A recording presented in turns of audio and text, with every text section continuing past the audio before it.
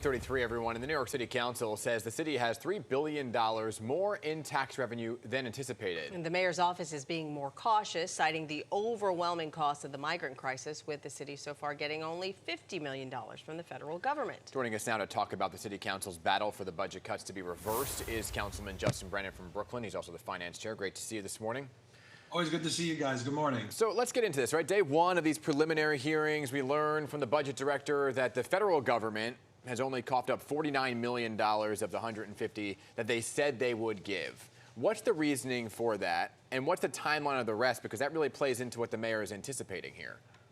Yeah, I mean, look, there's one thing that the council and the mayor have agreed on since day one of the migrant crisis is that the city of New York cannot manage or finance a migrant crisis on our own. This is the responsibility of the federal government. So to hear that we've only received $49 million from the federal government is frankly obscene. And I don't care if it's paperwork or whatever it is, someone needs to get on the phone and figure out how to do the paperwork correctly so we can get the money that we need. I mean, the city of New York cannot be expected to manage this on our own. This is a international problem, and it requires a federal response, and it's just not acceptable. Yeah, it feels like we're dealing with the minor leagues here.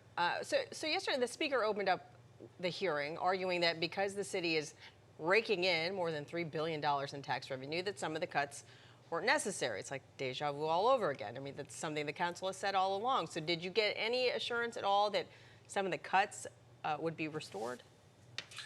I mean, look, I think as long as everyone around the negotiating table walks into that room with the same shared set of objective data and facts, I think we're going to be okay.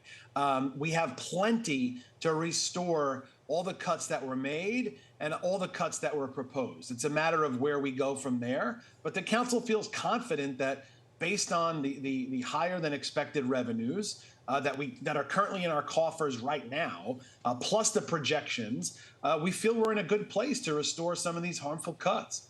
So what if they're not, right? Because we heard from the council speaker in her opening remarks that she wants to see the cuts reversed. You're saying it again right now.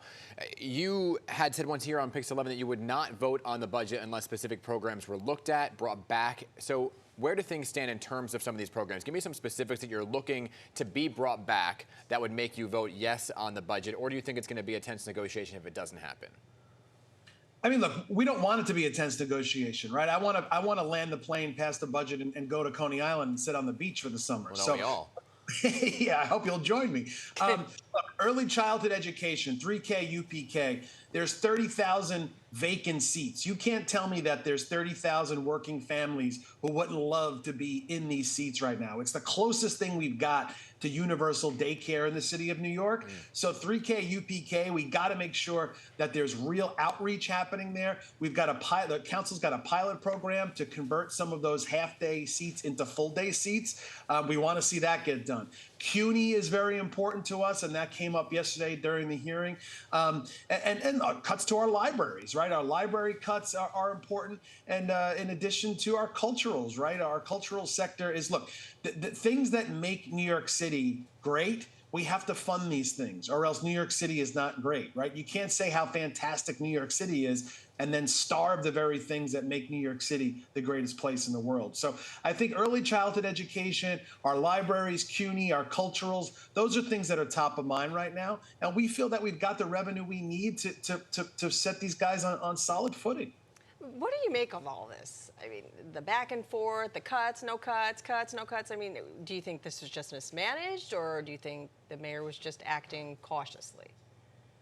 Well, look, I think, OMB is historically doom and gloom, and their job is to be super conservative. But it's certainly not lost on us when, the administration says that the city council's forecasts are too liberal, and then their forecasts are actually come out to be higher than ours. So, look, we just want to walk into the negotiating room and sit around the table with the same shared set of facts so we can deliver a budget that New Yorkers can see and touch and feel, and they can see that it's improving their day-to-day lives, and get on with it, right? And that's what we're looking to do. That's what the council's focused on. Right, so that's what the purpose of the preliminary hearing was, right? To get a set of facts so you have them going into the negotiations. right now, if things were to stay status quo, not change, I mean, we heard from the budget director yesterday. He said he could possibly think about bringing back some of the programs that were cut. If it doesn't happen, I'm like the OMB. I'm going to doom and gloom and gloom. If it doesn't happen, are you a no? Yeah, if our priorities are not met, we're a no. The council won't pass the budget. We need to see our priorities met, but I think we will. I think, Okay. Jock and I like to play poker together, but I think we'll be in a good place. Where's the conversation? How's the conversation been going? Look, when we've got $3.3 billion in unexpected revenue, it's a good conversation, right? If we've got the money we need to allocate and save, it's going to be an easy budget process, and that's what we want. We don't want a tense budget process. All right, well, I like your optimism. Councilman Justin Brannan, thanks again for your time this morning. Appreciate it. Thanks, guys. Always a pleasure. Just a few short months till we're on Coney Island Beach, all right? Not doing a polar plunge, hopefully. Let's There go. we go. All right. All right.